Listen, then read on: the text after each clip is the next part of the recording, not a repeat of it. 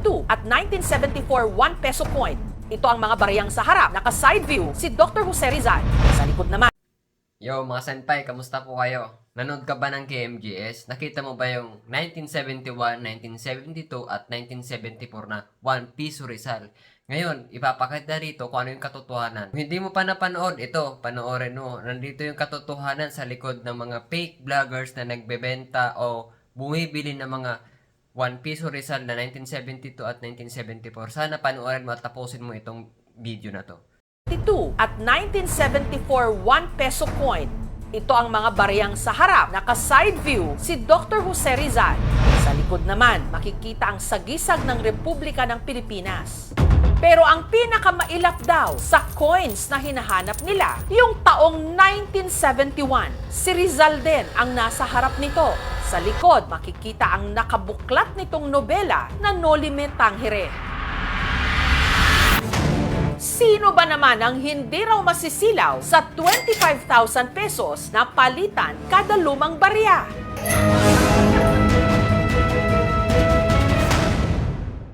Ito raw ang nangyari sa magsasaka mula sa Quezon Province na si Jero. Hindi niya tunay na pangalan. At ng kaibigan niyang si Simon, hindi rin niya tunay na pangalan. Dumating sa amin na suki. Baka niya ikaw may alam na mayroong piso 71, 72, 74. May ahente na bibili daw, ganun ang presyo. 25,000 per piece.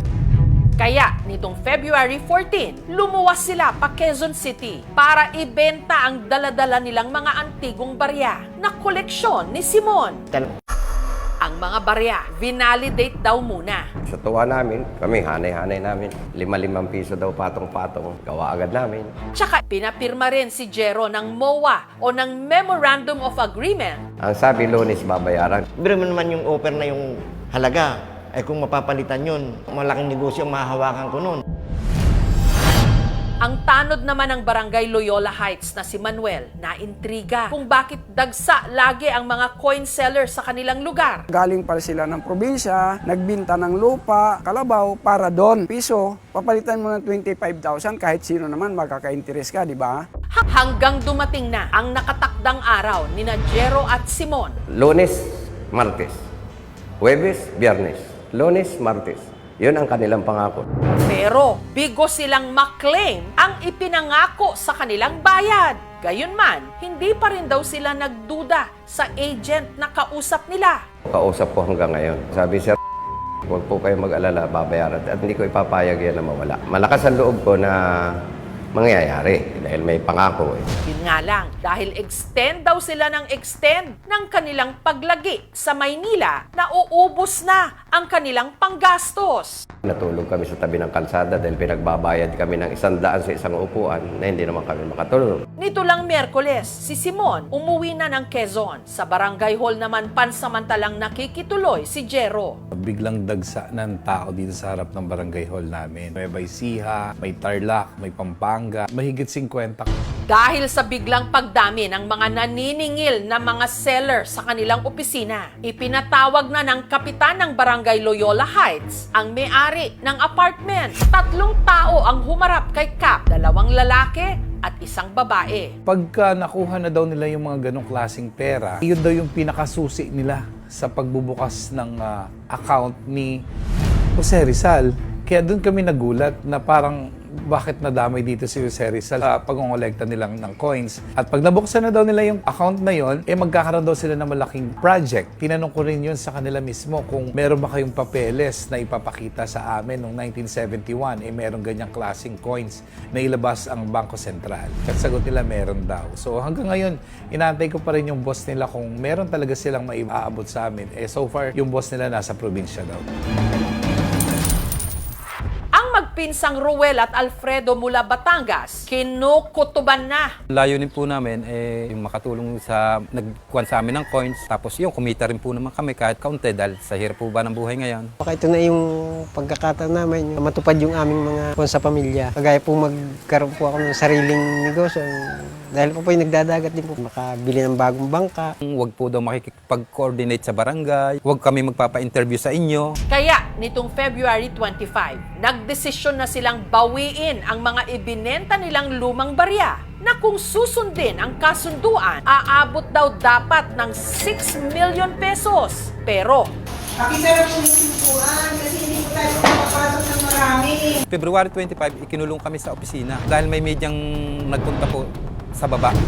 Jessica Soho po daw. Takot na takot po sila pero kami, hindi po kami natatakot dahil wala po naman kami ginagawang masama eh. Lahat kami itinaboy sa opisina.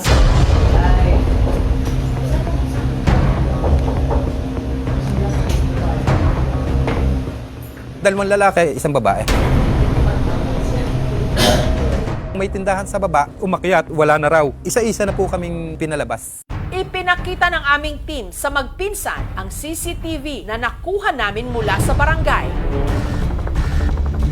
At positibong kinilala ni na Ruel at Alfredo na yun daw ang 3 taong nagkulong sa kanila sa apartment. Yan, tatlong taong yan. Iyon ang mamumutol ng dila. Yan daw ang attorney sabi nila. Tapos ito ang may dalang baray. Yan. Sino ang mga taong ito? At ano ang kanilang papel sa kalakaran ng mga lumang barya? Samantala, nitong Biyernes, nakatanggap ang mga coin seller ng balita na babayaran na raw sila ng mga ahente. Kaya muli silang dumagsa sa labas ng apartment. Ang tanong, meron bang sisipot sa kanila? Totoo nga kaya na babayaran ng 25,000 pesos kada lumang barya nila? O ang lahat ng ito, isa lang scam? Ang linggo na ang lumipas mula nung isinurrender nila ang mga luma nilang barya, hindi pa rin sila binabayaran sa ipinangako sa kanilang pera. Hanggang nitong Biyernes, ang mga coin seller nakatanggap ng balita mula sa isang ahente na nagsasabing mababayaran na raw sila sa araw na ito. Si Manuel agad tumungo sa apartment. Pero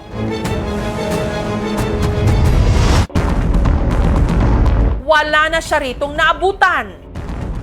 Itong picture na to, dito talaga nakalagay yung sako ng coins. Parang itinago nila kasi ayaw nilang sabihin sa akin kung saan yung coins na yun. Tinakbo yung pera ninyo? Oo, parang, ando na, parang tinakbo. Nakatanggap din siya ng text message na ang mga barya inilipat na raw. Lahat po ng ating mga items ay emergency na nilipat namin ang location kagabi dahil sa pangangbang maaaring ma-hold up po ito. Ito po ay para sa seguridad ng lahat ng holders lalo pa at malapit na tayo mabayaran. Ayon naman sa isang numismatist, ang tawag sa mga coin collector at expert, ang sinasabing 33.3 grams na 1971 1 peso coin na hinahanap ng mga ahente. Hindi raw totoo, walang ginawa sa taong yon. Kung makikita mo, yung huling piso natin 1970. Ito yung Pope John Paul tsaka yung kay Marcos. Pero nag-jump na siya sa 1972. Wala pong 1971 na ginawa. For the record, walang ginawang ganyang coin ng Bangko Sentral.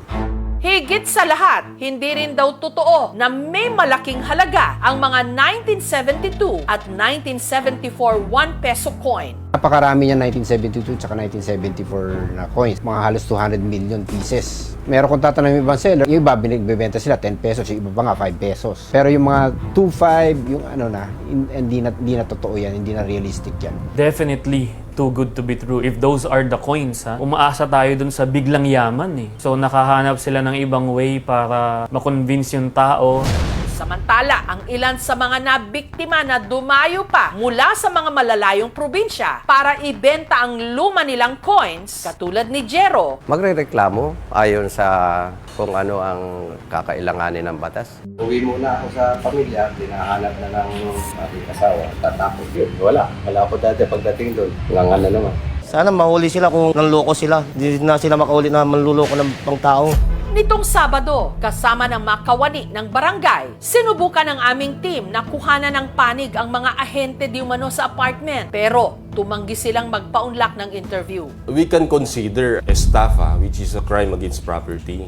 Personal property is yung memorabilia coin. If ang value is more than, let's say, 3 million or 2.5 3 million sa bagong batas. Pwede pong maparusahan ng pagkakulong ng hanggang 20 years. Pero kung ang value niyan maliit lang, pwede po yang makulong hanggang 6 years. Gusto lang namin magbigay ng paalala sa mga kababayan natin na huwag basta-basta maniniwala since ito yung mga cyber criminals na talagang pinag-iisipan at pinag-aaralan kung paano naman sila makapanloko ng kapwa. May mga tao na naniniwala dahil may mga nahihikayat, dahil may mga taong magaling magsalita. Minsan nga yung word of mouth mas effective.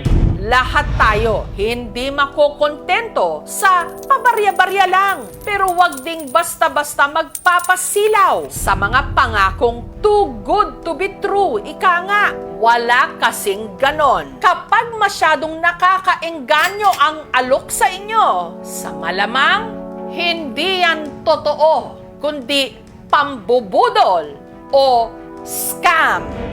Ayun, mga senpai, sana nalinawan ka. Paulit-ulit na kami naglalabas ng mga informative videos kung ano yung katotohanan sa likod ng mga bariyang to. Sana sa ngayon at naibalita na at na lumabas na sa KMJ, sana malinawan ka na. Sana wag ka na magpaloko sa mga fake vloggers at sa mga sindikato na kunwari bibili sila ng mga ganong barya. Sana i-share mo tong video na to para wala nang maloko pa. Maraming salamat.